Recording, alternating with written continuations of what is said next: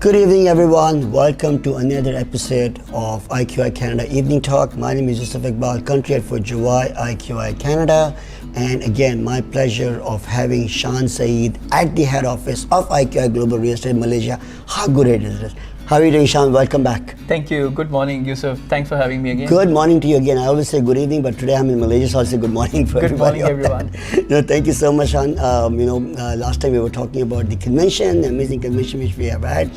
For the people who are not following us, do follow us on Facebook, on Instagram, on YouTube, IQI Global, IQI Canada. You can see all the action which you have missed on that. And believe it or not, if you want to be a part of a successful agency and you want to take your career to the next level, do contact IQI Canada. The whole team of IQI Canada is there to help you out on that. So Shan, just continuing with our conversation about it, last time we were talking about the investment, globally and things like that. Another question which, we've been getting and we've been talking about is that, one of the most important questions that everybody's mind is that interest rates, right? Always there. Will it come down? Interest rates come down in advanced economies and emerging markets, right? Fed is having a meeting, I believe, on March 21st or 22nd. What's their analysis and its impact on the real estate investors globally?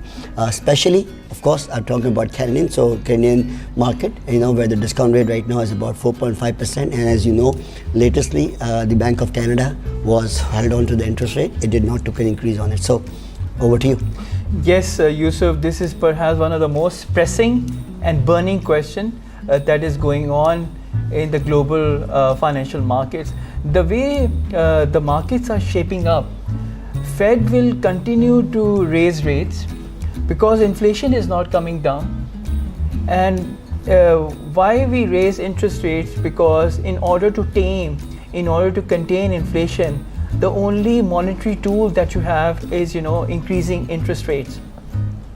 By January, the markets thought that Fed would maintain a status quo in February. They will just raise 25 basis points, and they did.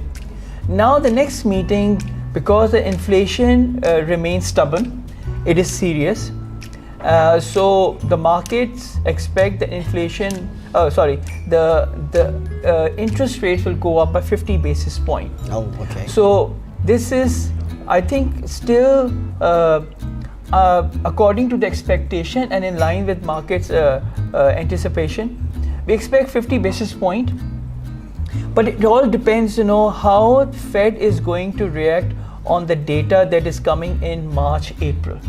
Okay. So once Fed will analyze that data, we at Juwai IQI expect that Fed will go up till 6%, and then they will make a pause, and then they will have a status quo. This is the same thing that happened in 1970s and 80s. So if you recall history, not very long ago, 2019, Fed started raising rates, and before elections, Fed stopped. And it was Jerome Powell. So elections are coming in November 2024. Okay. So we have already shared in a newsletter, April 2022, stagflation, recession, and QE5. So once Fed stops raising rates, they will go back to quantitative easing. And once you have quantitative easing, obviously the market will have a lot of liquidity. And right now, what we shared on 19th October last year, that the global economy is facing severe crunch of liquidity because the Fed is tightening and all the central banks are tightening because of inflation is so serious and it's stubborn. So I think Fed will raise rates in March. May come, they will maintain a status quo. And then from May till October, we expect Fed to maintain a status quo. By November, December, we expect interest rates to go down, and that is the good news for real estate investors. Okay. Because they can enter into the market. They know the central banks will not raise rates, and that's where the borrowing cost of, especially the mortgages, that will come down.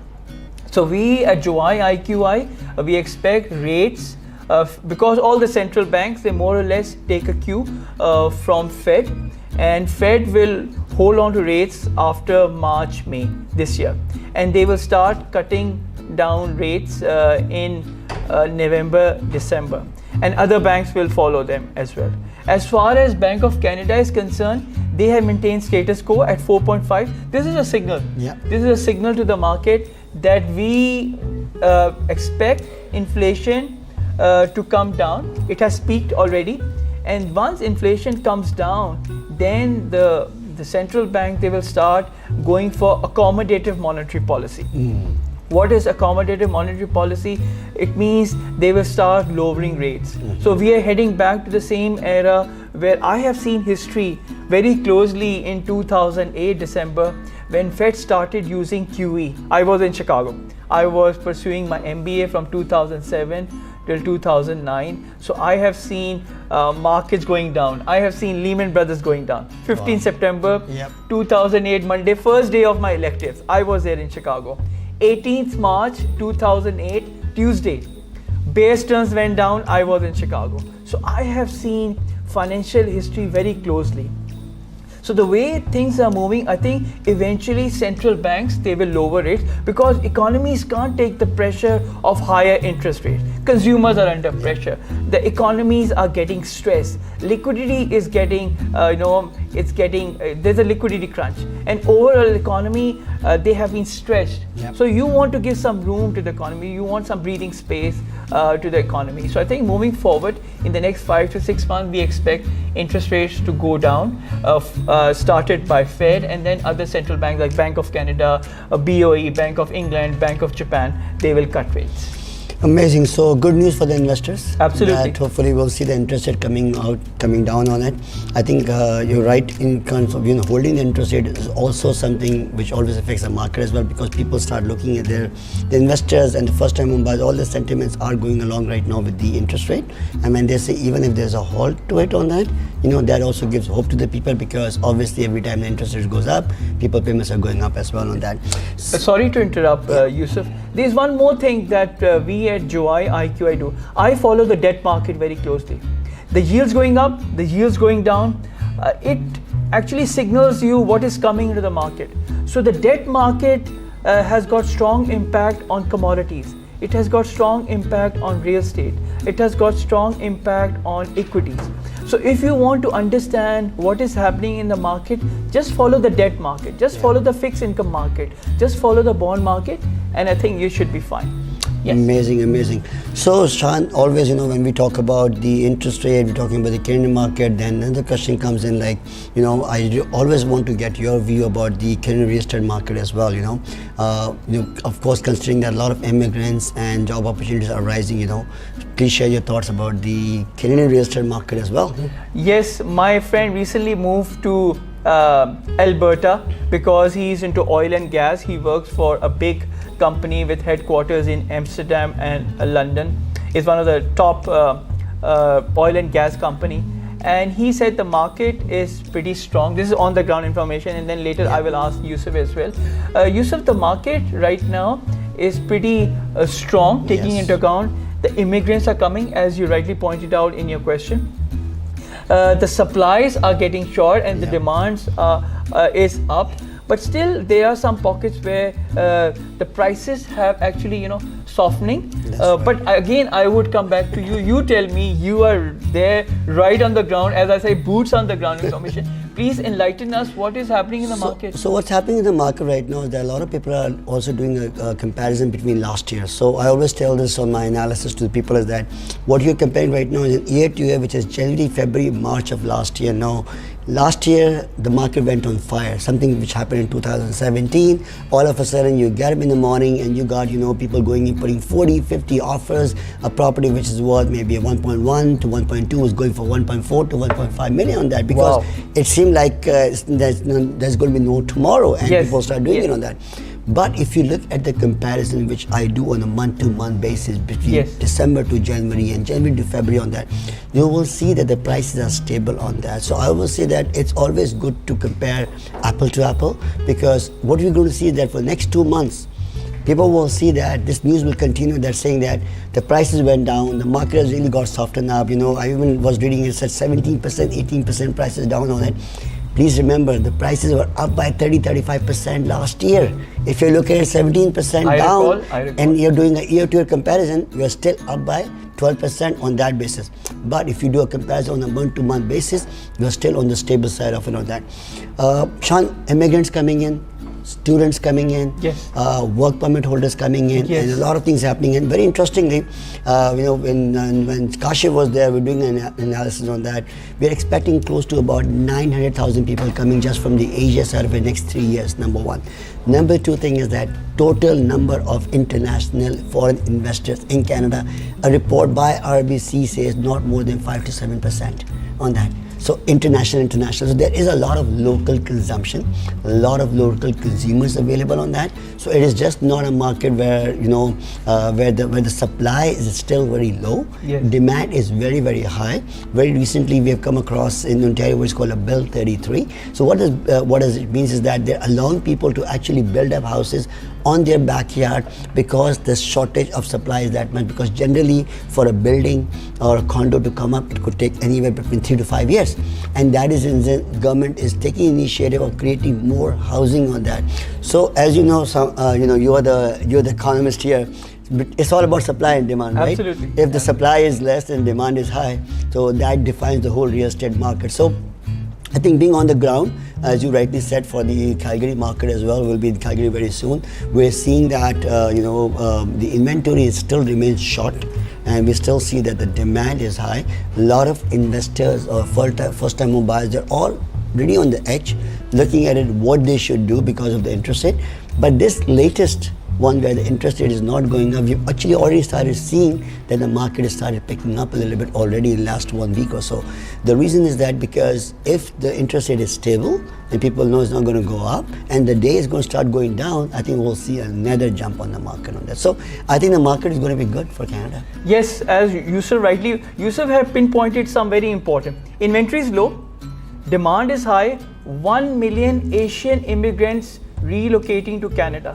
And what I like about Canada, my friends who are there, one of my best friends, Adil Hayat Ansari, he would say, Shan, it's all about the perception of the country. Yeah.